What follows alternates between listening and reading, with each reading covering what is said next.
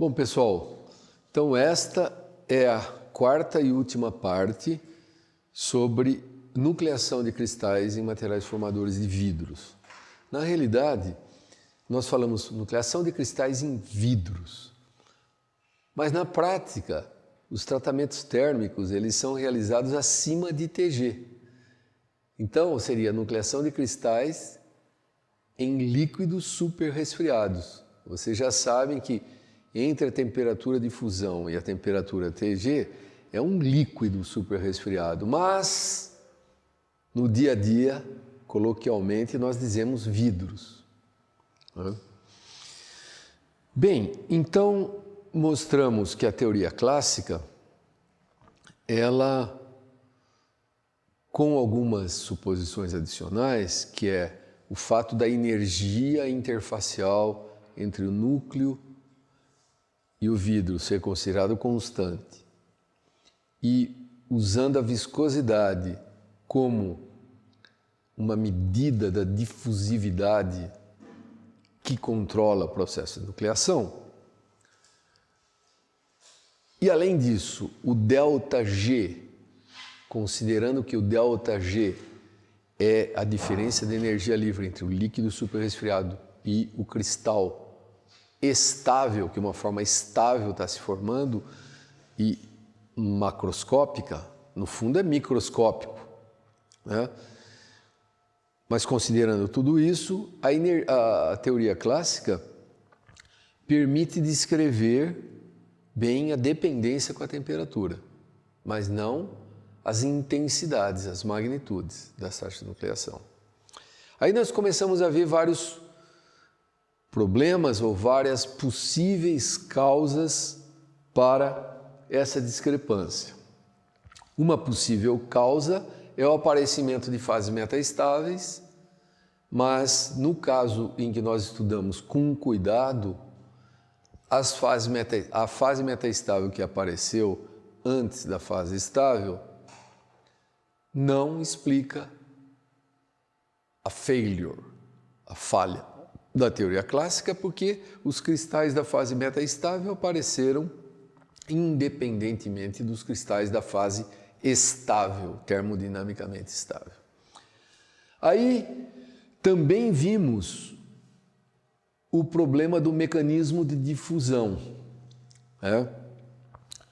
Se ao invés de usar a viscosidade, nós usarmos períodos de indução em função da temperatura para computar o coeficiente de difusão, isso também causa o mesmo erro nas magnitudes, além de piorar a dependência com a temperatura. Correto? Se lembra que tinha um break maior ainda. Então, ficou em aberto. Daí, nós fomos checar o problema da energia interfacial. Se a energia interfacial depender da temperatura ou do tamanho, quem sabe o acordo melhora. Vamos lá passar as transparências da aula passada. Usando aqui tal ao invés da viscosidade, aquele gráfico linearizado, né? Mas combinando agora steady state nucleation rates com induction times, olha o break que dá aqui quando se atinge o máximo. Esse aqui é o máximo que, por coincidência, para silicato de lítio, fica na mesma temperatura que a transição vítrea.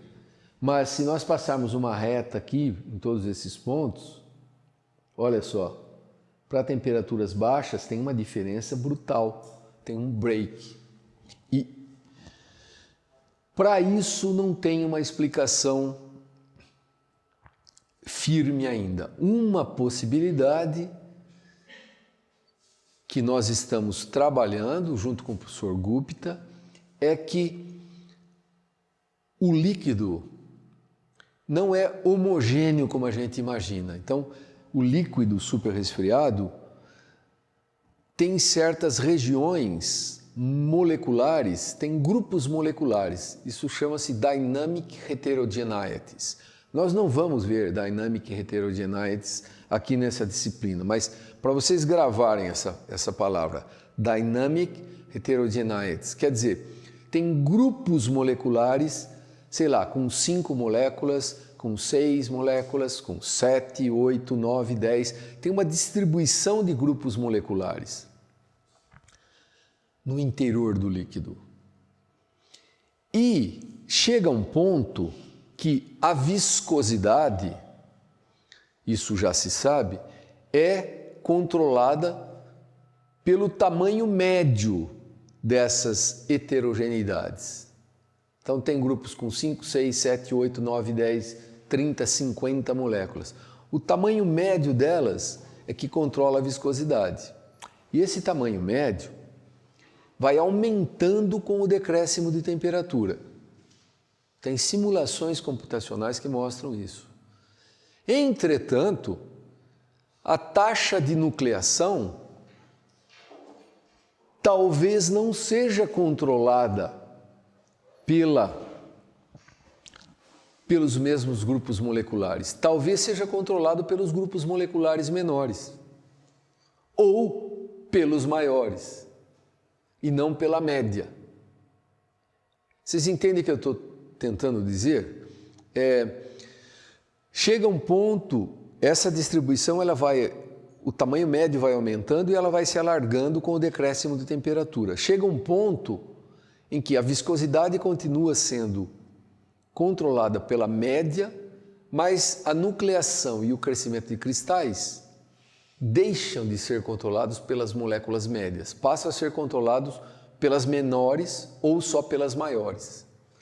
Eu vou falar um pouco mais disso quando chegar em crescimento de cristais, mas o que eu quero que vocês gravem é que o líquido não é homogêneo, isso já se sabe. Ele tem Dynamic Heterogeneities, e é dynamic porque muda com a temperatura, o tamanho desses grupos moleculares. É um vidro, ele continua sendo um vidro, mas tem grupos ali dentro que se rearranjam cooperativamente. Até o nome dado para isso na literatura é CRR,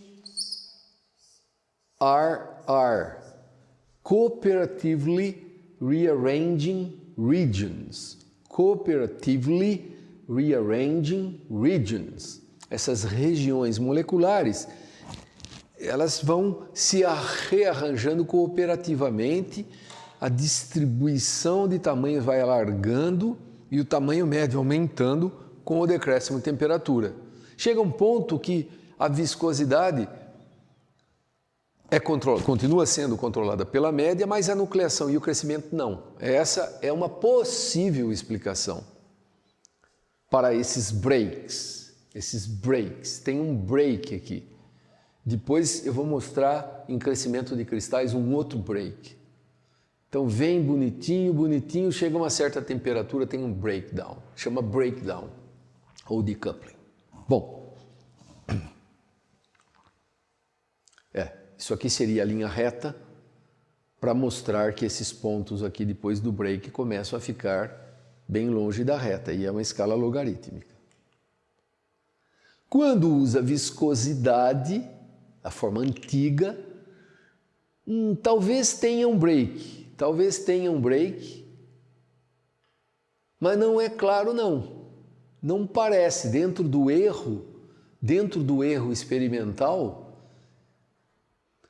esse break não é tão claro. Principalmente aqui, que é um experimento fantástico que fizemos, combinando, por exemplo, dados dessa autora aqui, Sicheva, combinando os dados de nucleação dela com viscosidade dela, do mesmo vidro. Meus dados com o professor James, em vermelho, é a combinação dos nossos dados de nucleação com os nossos próprios dados de viscosidade medidas no mesmo vidro, que foi feito no mesmo dia lá. E a mesma coisa para o Fokin. Fazendo o clean desse jeito, esse gráfico que eu havia mostrado na aula passada, sim, né? Eu estou revisando um pouquinho. Tem um outro ponto ali embaixo. E nós dissemos que a explicação para esses pontos talvez seja porque os autores não tiveram paciência suficiente para chegar em steady state conditions. É uma coisa que nós vamos pedir para o André checar aí, né, André? No seu trabalho. Uma parte do seu trabalho é isso aí. Checar se chegamos em steady state conditions. Em temperaturas, digamos, eu estou chutando aqui, mas uns 30 graus, 20 a 30 graus para baixo de TG. Aqui é TG. Né? Quando esses induction times começam a ficar longos e as pessoas perdem a paciência. Aqui não tem problema nenhum, porque o induction time é meia hora, a pessoa espera 1 hora, 2, 3 horas, chega em steady state conditions. Bom, então tem essa dúvida. Será que tem um break? Ou esses 3 pontos aqui é porque a pessoa não chegou em steady state conditions? Isso é um problema em aberto na literatura internacional. Se resolver isso, você tem um paper. E lembrando que para aquele vidro metálico apresentava esse break também, que todo mundo tinha negligenciado, mas tem esse break lá, usando viscosidade. Né? Bom, enfim, o sumário é que mesmo com o tal, ao invés de viscosidade, e tal é mais rigoroso que viscosidade, porque qualquer que seja o mecanismo difusional controlando esses induction times, é o mesmo que controla as taxas de nucleação. Não sabemos qual é o mecanismo, mas é o mesmo. E aí dá esses enormes breaks. Quer dizer, o break com tal é mais forte que o break com viscosidade. Olha, esse aqui era o de viscosidade, né, que tem esses pontos. O do tal, olha aqui, é bem mais forte. Certo? Bom, aí vem aquela história. Então, nós podemos calcular qual é o valor de sigma para forçar o acordo entre teoria e experimento. E aí, dá essas coisas aqui, que o sigma, a energia interfacial, depende da temperatura. Pouco, porque olha, de TG 0,15, de 720 graus ela é 0,15, 820 graus é 0,16, quer dizer, ela cresce pouco, mas isso é suficiente para trazer o acordo entre teoria e experimento.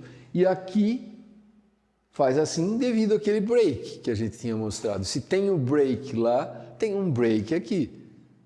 Né? O sigma tem que ficar mais alto para explicar aquela queda na taxa de nucleação. É simplesmente o break. Para silicato de lítio, mesma coisa para silicato de bário. Né? Como eu disse, não tem explicação ainda, a não ser essa ideia de dynamic heterogeneities. Mas isso ainda é uma especulação que nós estamos estudando. Bom, nós podemos também fazer de uma forma um pouco mais teórica, porque aquela forma anterior foi forçar a teoria a bater com o experimento. Uma forma mais teórica é pegar essa equação de Thoma, tem várias, nós pegamos essa porque é a mais simples das 4 que existem, que prevê teoricamente a variação da energia interfacial com o tamanho do núcleo. Então a gente pega essa equação, coloca lá na equação original de Gibbs, que ΔG igual a 4/3 de πr ao cubo, ΔGV mais 4πr ao quadrado sigma, certo? De lá é que começa tudo. Aí a gente põe sigma de R e rederiva aquilo lá. Aí dá uma expressão grande, complicada, mas é possível fazer, recalcula tudo e chegamos nisso. Chegamos nisso, teoria clássica de nucleação com um parâmetro ajustável. A clássica é com aquele sigma zero. Com um parâmetro ajustável, é só pegando o sigma zero e mantendo delta igual à distância de salto. A gente põe delta igual à distância de salto, então ele não é mais um parâmetro ajustável, é aquela distância de salto que é calculada, né, como a raiz cúbica do volume molecular. Raiz cúbica do volume molecular. Então eu não estou usando como parâmetro ajustável. Aí dá classical curvature dependent, because radius or curvature dependent classical nucleation theory com um parâmetro ajustável. Aí eu posso deixar dois parâmetros ajustáveis. O sigma zero e delta. Sigma zero e delta, temos aquela curva lá de cima, que assim mesmo não descreve bem os dados experimentais. Certo? Escreve muito melhor que esta, mas olha, esse ponto aqui está acima, esses pontos aqui abaixo, né? E aqui, ó, com dois parâmetros ajustáveis, isso e isso, dá essa curva, ok, a discrepância some, mas ela não descreve perfeitamente a dependência com a temperatura, mesmo com dois parâmetros ajustáveis. E para outros vidros, isso é confirmado, para todos eles. Vejam que sempre tem uns pontos aqui fora da curva e outros aqui também fora da curva. Aí, fora da curva, com dois parâmetros ajustáveis. Dois parâmetros ajustáveis, 2, 2, 2. Melhora aquela discrepância muito, mas não descreve exatamente bem. Isso indica que a explicação talvez passe por aí mesmo. O problema está com a energia interfacial. Mas qual é a função exata dessa energia interfacial, a função matemática que descreve, que traz o acordo entre teoria e experimento, ainda não foi encontrada. Uma forma é fazer aquele force fit, mas aquele é um force fitting, aquele anterior. Você pega cada ponto experimental e calcula qual é o sigma para dar acordo. Dá uma curva assim. Tem o break, depois uma reta com a energia interfacial aumentando com a temperatura. Mas é um force fitting, não é um modelo teórico. Ele apenas indica que a energia deve variar com a temperatura. E varia com a temperatura porque, como vocês calcularam em casa semana passada, o tamanho do núcleo varia com a temperatura. Então é uma manifestação da própria variação do tamanho do núcleo com a temperatura, que é o que está colocado nessa equação aqui. Isso aqui, variação do tamanho do núcleo crítico com a temperatura. Bom, então essa discrepância entre os valores experimentais e teóricos, a discrepância nas magnitudes diminui consideravelmente com dois parâmetros ajustáveis. Mas a dependência com a temperatura ainda não é perfeitamente descrita. Né? Elastic stresses, eu cheguei a falar também de elastic stresses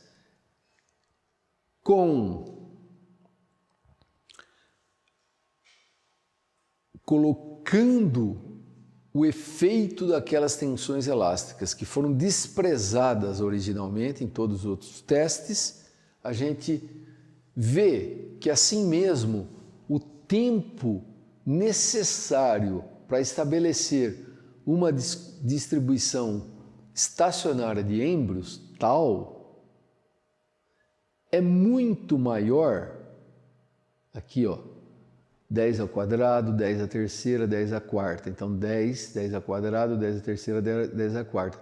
Para o silicato de bário é de 100 a 10 mil vezes maior, né, que o tempo de relaxação.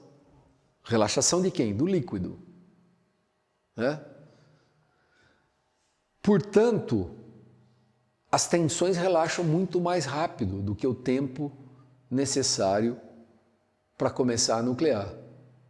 Portanto, essas tensões podem ser desprezadas mesmo. Elas aparecem, mas elas relaxam. Então elas podem ser relaxadas, desprezadas. Isso que é o que a gente está demonstrando aqui. É uma relação, esse θ é a relação entre tal e o tempo de relaxação. O tempo de relaxação, nós já vimos lá nas primeiras aulas, é eta dividido por g infinito. E o tempo de indução, esse é o tempo de relaxação estrutural, e esse aqui é o tempo de indução, aquele tempo de indução, para começar a nuclear. Esse é muito maior que esse. Então relaxa antes e pode ser negligenciado. Essa é a conclusão desse estudo. Até para temperaturas abaixo de TG. Eu vou te mostrar aqui, deixa eu ver se tem. Olha só. Esse é um gráfico levando em conta essas tensões aqui. Então, agora, o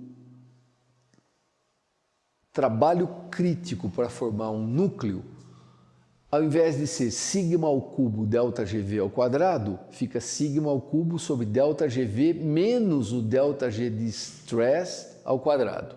Assim é que fica no final.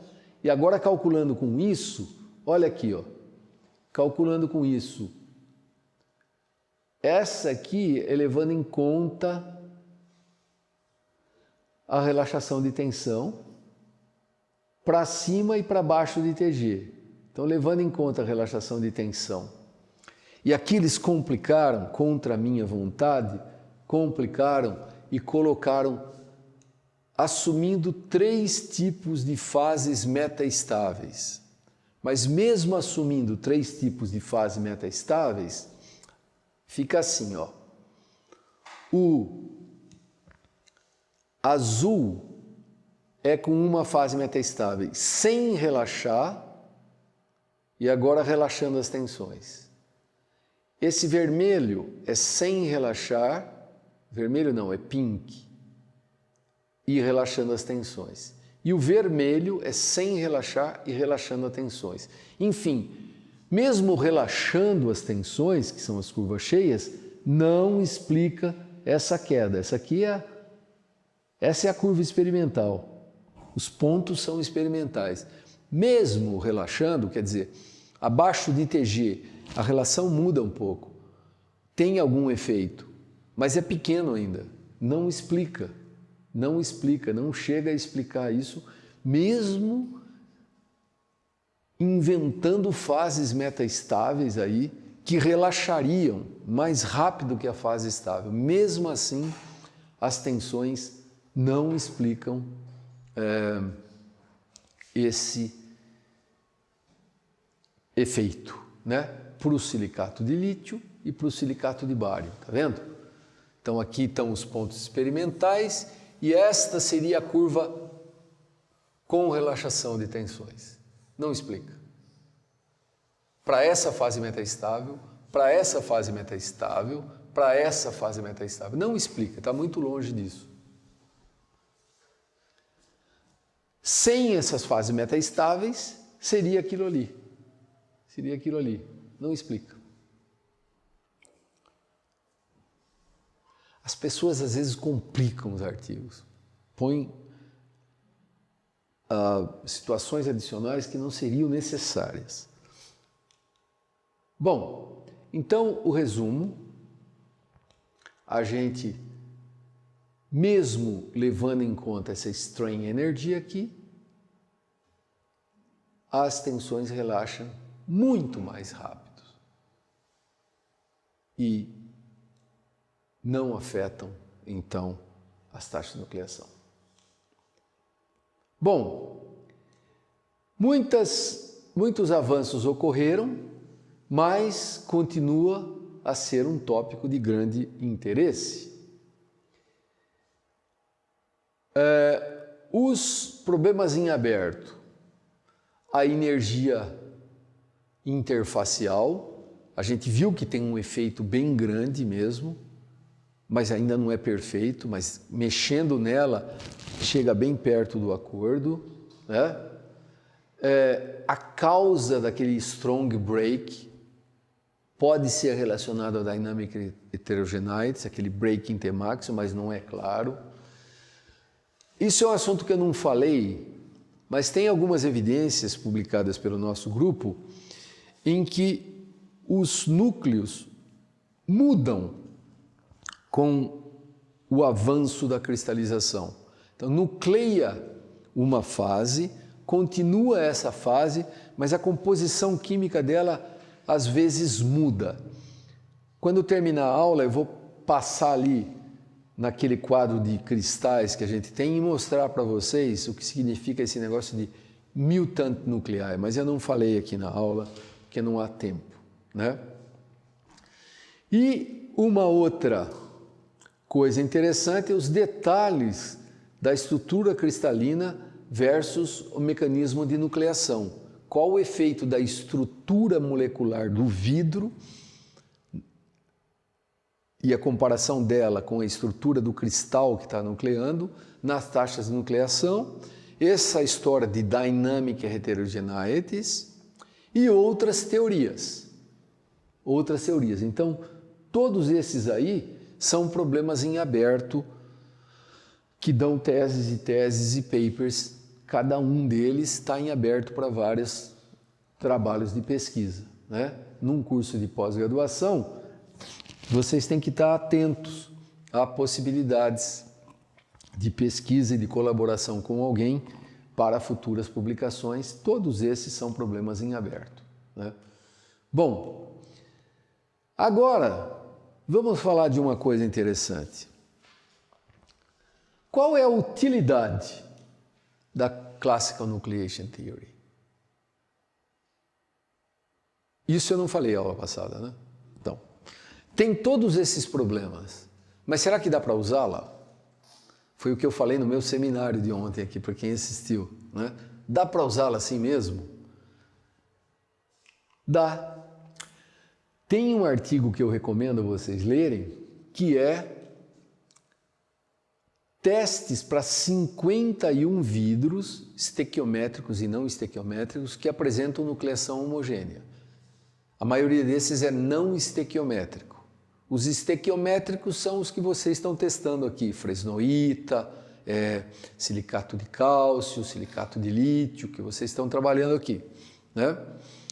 Qual é o outro? Silicato de bário, silicato de cálcio, silicato de lítio e fresnoíta. São os 4 que nós estamos trabalhando aqui na classe, né? Mas esse e a fresnoíta não está colocada aí. Tem mais uns 2 ou 3 e todos os outros são não estequiométricos. Significa, a composição química do cristal é diferente da composição química da matriz vítrea. Olha que interessante, se pegarmos a temperatura de máxima taxa de nucleação experimental, então alguém foi no laboratório e determinou experimentalmente essa temperatura de máxima taxa de nucleação para esses sistemas.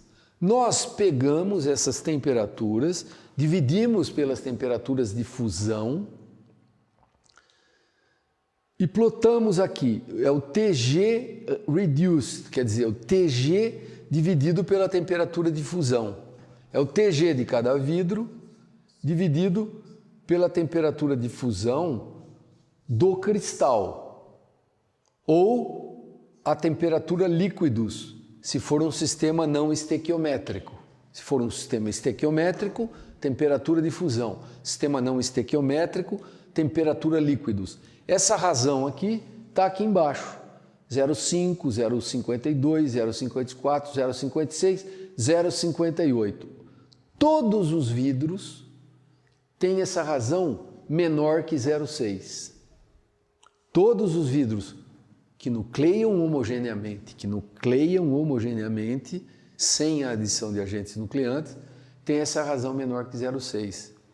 Primeiro achado. Segundo, as taxas máximas de nucleação caem drasticamente, porque aqui é logaritmo, na base 10 ainda, logaritmo da base 10, cai drasticamente. Veja, para esses vidros aqui, com TGR igual a 0,5, essas taxas são, como é log, é 10 elevado a 13, 10 elevado a 14. Esse pacote de vidros aqui tem uma taxa da ordem, taxa aqui, máxima, Imax. Esse é o Imax, 10 elevado a 14 cristais por metro cúbico por segundo. Enquanto que esses aqui embaixo tem uma taxa 10 elevado a 3. 1000 cristais por metro cúbico por segundo. Muito, muito mais lentas. Tem um espalhamento aí, mas vocês estão vendo claramente essa tendência. São muitas ordens de grandeza. Então, é o segundo achado. Vidros com TGR menor que 0,6 demonstram nucleação homogênea. Mas as taxas vão caindo. Aqui não dá para medir, mas deve estar caindo. Por isso que esses vidros aqui, com TG reduzido maior que 0,6, não apresentam nucleação homogênea. É um fato super interessante. Além disso, os tempos de indução, está pequenininho aqui para enxergar, é tal. Tempo de indução para uns 1, 2, 3, 4, 5, 6, 7, 8, 9, 10, 11. Para 11 desses 51 sistemas, as pessoas, os pesquisadores, também avaliaram os tempos de indução. Elas mediram as taxas de nucleação e os tempos de indução para cada um desses vidros. Então, num gráfico assim, ó, número médio de cristais por unidade de volume versus tempo, eles foram medindo e aqui no máximo, nessa temperatura Tmax, para essa temperatura Tmax, eles determinaram o tempo de indução também. É aqui, tal. E a taxa de nucleação, que é o Imax, porque está na temperatura Tmax. Esses tal, olha lá, aumentam violentamente com o TGR, também é log, olha só, para esses vidros com TGR igual a 0,57, 1 milhão de segundos.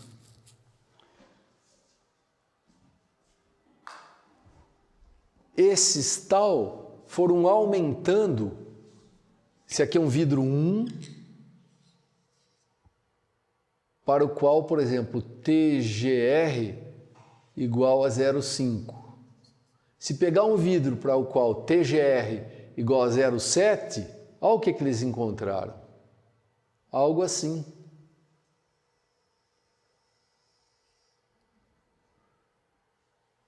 O tal, muito mais longo. Então, para um vidro, TGR igual a 0,7. Tal mais longo e o Imax menor. Imax menor que aquele. Dois efeitos. Menores taxas e maiores tempos de indução, o que reforça a explicação por que não conseguimos medir taxas de nucleação homogênea para vidros que tenham TGR maior que 0,6. Está claro isso?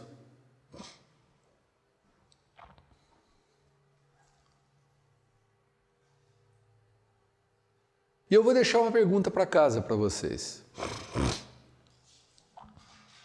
Com todas essas 4 aulas agora de nucleação e todas as aulas anteriores sobre vida, uma pergunta para casa. E tem que pensar bem, e vocês já têm a base teórica para responder. Por que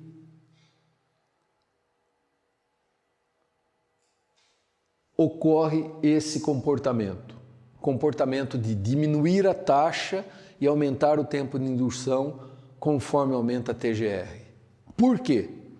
Eu sei por quê, mas eu quero que vocês pensem. E tragam a aula que vem. Se ninguém trouxer, aí é uma pergunta que eu vou deixar para a prova. E se alguém achar que sabe e não trouxer, só para tentar acertar na prova, corre um risco, certo?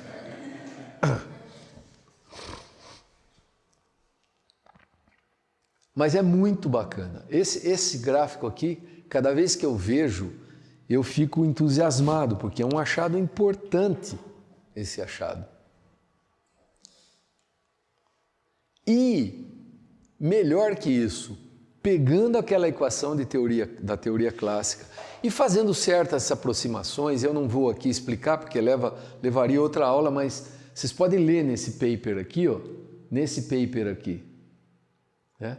Fokin, Zanotto, Schmelzer, JNCS 2003, que é esse mesmo aqui. Essa é a referência.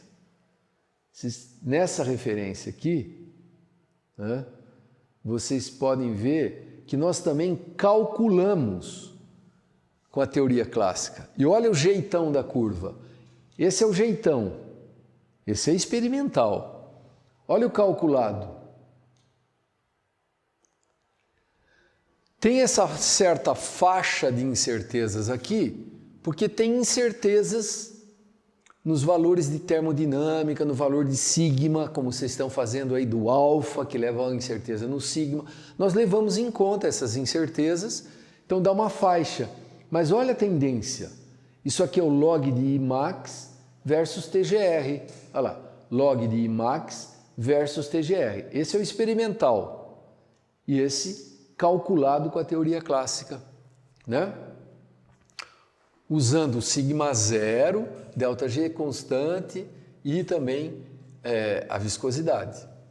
Então, ela dá a tendência, não dá o valor exato da magnitude. A gente não pode vir aqui e acreditar no valor exato da magnitude. Lembra? Porque dá aquelas discrepâncias. Mas a tendência, a teoria mostra, ela é útil para isso. Ela tem utilidade para isso. E finalmente, então, essa história da nucleação interna versus nucleação superficial. Nucleação interna versus nucleação superficial. Aqui tem outra referência. E se vocês lerem essas duas, esta e aquela anterior, talvez vocês achem a resposta para essa pergunta que eu fiz aí. Porque se não acharem, vai cair na prova, né? Dá para fazer então um gráfico do Tmax versus melting point. Agora qual é o gráfico? Não é mais o Imax, é o Tmax. Pega esse aqui, Tmax, divide pela temperatura de fusão do cristal, se for estequiométrico, e plotamos no eixo X o TG dividido pelo TM, que é o TGR, reduced, isso é reduced TG, é TG de cada vidro dividido pela temperatura de fusão. Só para normalizar, para colocar vários vidros numa mesma escala. Olha que interessante. Todos os vidros, no caso eu peguei só os estequiométricos, esses que vocês estão usando,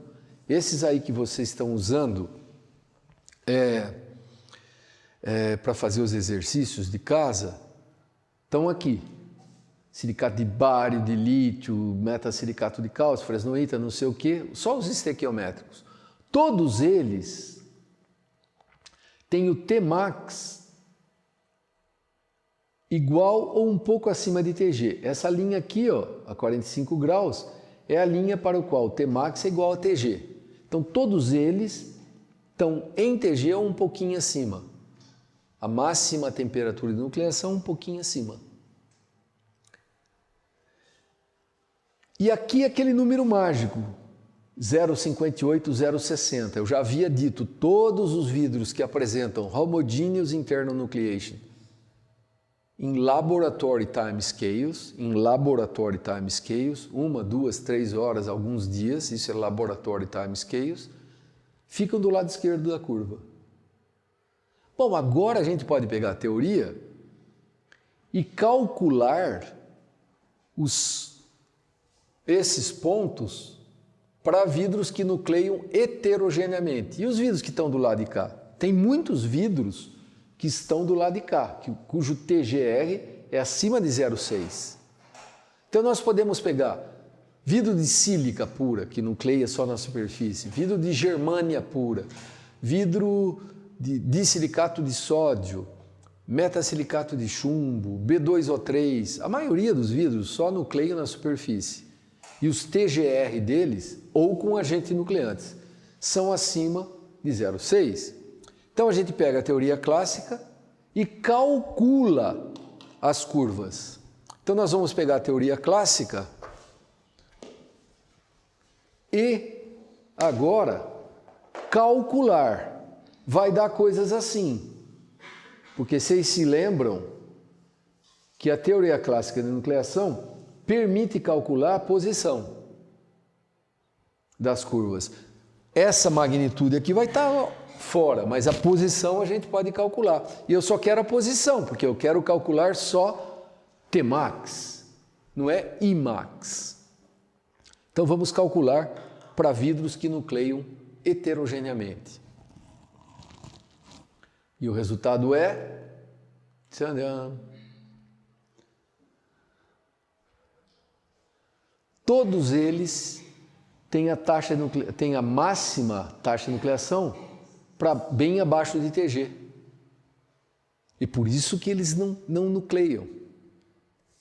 Está bem abaixo de Tg, os tempos de indução são muito longos e as taxas de nucleação, eu não sei quantos são, mas eu sei que são baixas. Por quê? Olhando agora nesse gráfico aqui, a gente sabe, é só extrapolar isso aqui, que as taxas de nucleação vão ser baixas. Não sei quanto, mas vão ser baixas. É essa a tendência. Então, vai ali, olha lá. O Tmax, isso são vidros reais, é óxido de boro, óxido de germânio, óxido de silício, metasilicato de chumbo, etc. Eles não demonstram nucleação homogênea, só demonstram nucleação superficial, porque estão abaixo de Tg e porque o seu Tg reduzido é acima de 0,6. Então, essa é a utilidade, eu estou dando dicas para vocês sobre a utilidade da teoria clássica. A gente tem que tirar o máximo possível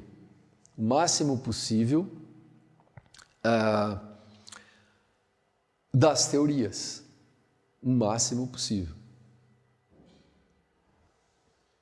Está aqui então uma forma.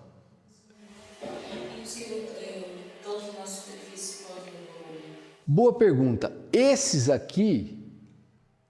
Esses todos nucleiam tanto na superfície como no volume. Quer dizer, todos os vidros nucleiam na superfície. Mas, além de nuclear na superfície, esses nucleiam no volume também. Só tem 2 vidros, faz 40 anos que eu trabalho nesse tema e tal, 40 anos, mais de 100 alunos passaram por aqui, teses, etc. Tem 2 vidros que eu conheço que não nucleiam na superfície mesmo. Bom, 2 eu mostrei ontem, que é o óxido de boro e o albita, né? Aqueles 2 que não nucleiam em lugar nenhum. Mas tem 2 outros que nucleiam no volume, mas não nucleiam na superfície. São só 2. Um é o vidro PTR Glass, Photothermal Refractive Glass. Alguns de vocês já devem ter visto esse vidro. É um que, quando eu ponho o laser, ele difrata a luz. Vocês nunca viram esse vidro? Este vidro aqui, Photothermal Refractive Glass, tem cristais aqui dentro. Ele é transparente, né? Bonitinho, mas ele tem nanocristais. Ele tem uma ligeira cor, porque tem cristais aqui dentro que espalham um pouquinho a luz, sabe? Ele tem também um pouquinho de cério, que é um elemento de transição, né? É um terra rara, mas é um elemento que tem camada F incompleta. Mas olha só o que esse vidro faz. Estão vendo? Eu não sei se dá para filmar. Vou pôr aqui. Dá para pegar isso, Luciano? Estão vendo a difração de luz? Eu vou apagar a luz 1 minutinho para dar mais contraste.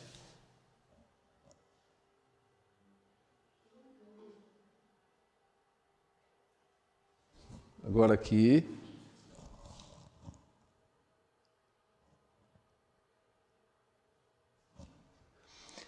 Esse material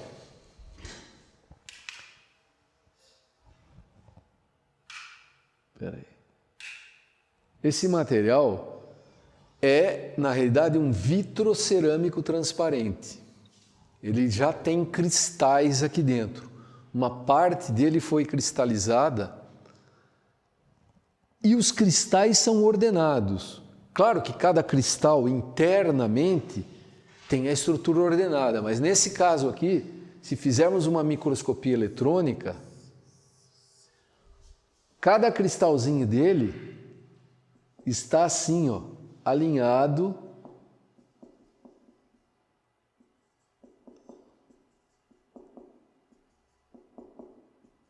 e assim por diante. São linhas cristalizadas. Cada um desses é um nanocristal. Tem uma certa forma de fazer essa cristalização controlada, de forma que esse comprimento de onda, que é da ordem do comprimento de onda da luz visível, e eles difratam a luz. É para uso em lasers. Nós ajudamos a desenvolver esse material aqui. Tem uma empresa americana que fabrica isso, nós ajudamos aqui no Lamave. Trabalhamos 10 anos com isso aqui, para desenvolver, né? Com o Guilherme Parente, que era um bolsista de pós-doutorado, e o professor Vladimir Foquin, que era um visitante. Bom, mas esse material nucleia no volume e não nucleia na superfície. Por quê? Porque os cristais são de fluoreto de sódio. Esses cristalzinhos são fluoreto de sódio, NaF. Quando aquece, o flúor volatiliza, fica uma camadinha na superfície sem flúor. Por isso que não cristaliza na superfície. Cada vez que se aquece uma peça dessa, uns 15, 20, 30 microns da superfície são depleted em flúor. O flúor some, evapora. Então, eles não nucleiam na superfície. Mas é por esse problema especial químico. A devastadora maioria dos vidros que nucleia no volume também nucleia na superfície. Agora, há outros que só nucleiam na superfície. Então, por isso que foi importante essa pergunta sua. E o segundo é um vidro feito a partir de escórias de alto forno, porque precisa de uma razão exata entre ferro mais 2 e ferro mais 3 para nuclear no volume. E na superfície, com a oxidação do ar, essa relação é perdida. Quando se aquece, oxida demais a superfície e perde essa relação. Então ele também não nucleia na superfície e nucleia no interior. Mas são por problemas químicos. Em outras palavras, a composição química da superfície é diferente da composição química do interior. Esses são os únicos 2 casos que eu conheço.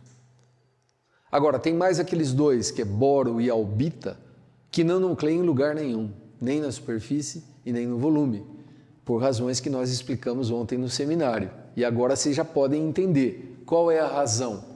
Por que albita e B2O3 não nucleiam em lugar nenhum? Porque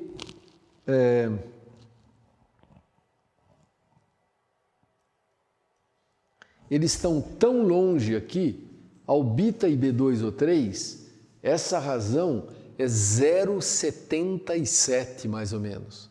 0,77 seria aqui.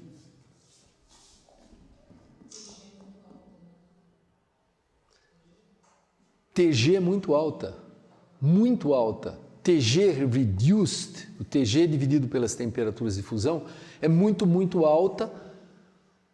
O máximo de nucleação deles ficaria tão abaixo, fica tão abaixo de TG, o máximo de nucleação deles fica aqui assim, ó.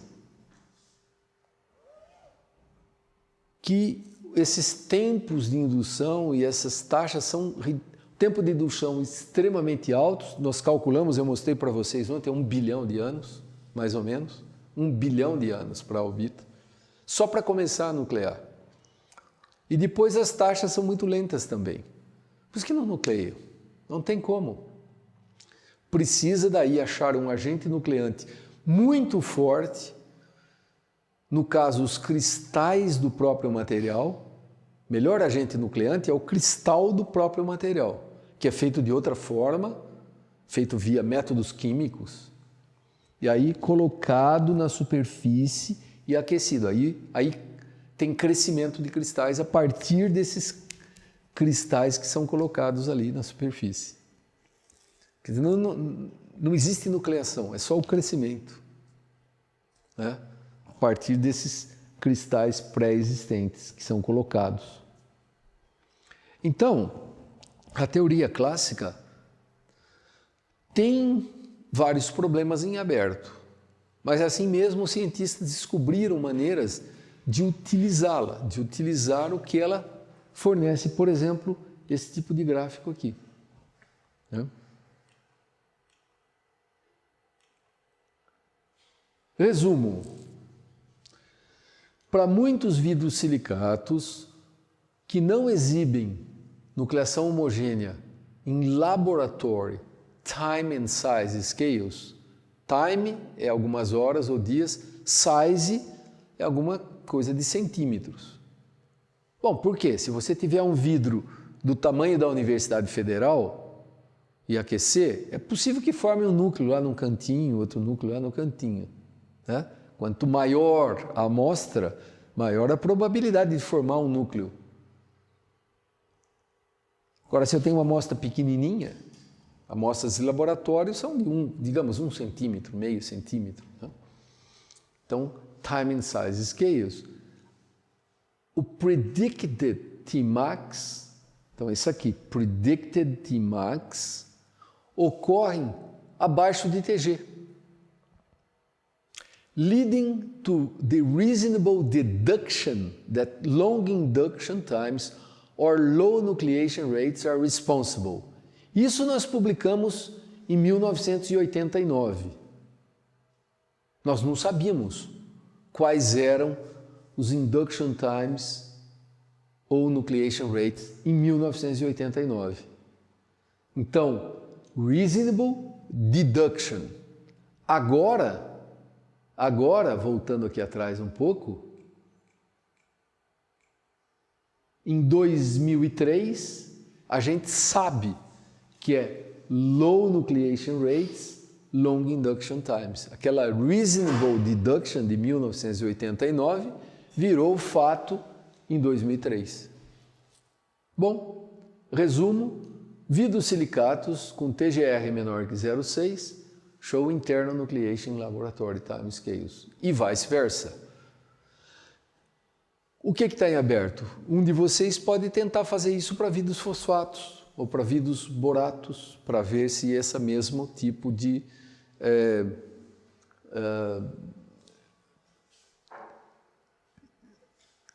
figura, né? Esse mesmo tipo de achado é válido para outros tipos de vidros. Eu acho que vai ser também, mas ninguém fez. Eu vou parar hoje aqui para não emendar. A aula que vem é Crystal Growth, mas eu vou dar mais uma lição para casa, para vocês. Uma foi dada, que é descobrir por que esses vidros demonstram, né, esse efeito que eu acabei de falar. E a outra é, então, calcular a energia de ativação, a energia interfacial em função da temperatura para os seus vidros. Vamos ver se dá aquela mesma variação que eu mostrei aqui hoje. É o sigma em função de T, usando os dados experimentais, a viscosidade, os ΔG dos seus vidros. É só um gráfico de sigma em função de T. Se quiser, pode fazer para as duas viscosidades. Vocês estão usando Miega e Vogel-Fulcher-Taman, mas não precisa nem fazer para as duas. Fazendo para uma eu estou contente. Para uma das viscosidades. Pode escolher uma delas, um ΔG. Para quem tem os ΔG experimentais, usa. Quem não tem, usa uma delas, o Turnbull, por exemplo. Só um gráfico de sigma em função de G, de T, que leve ao acordo entre teoria e experimento. E vamos ver o jeitão das curvas.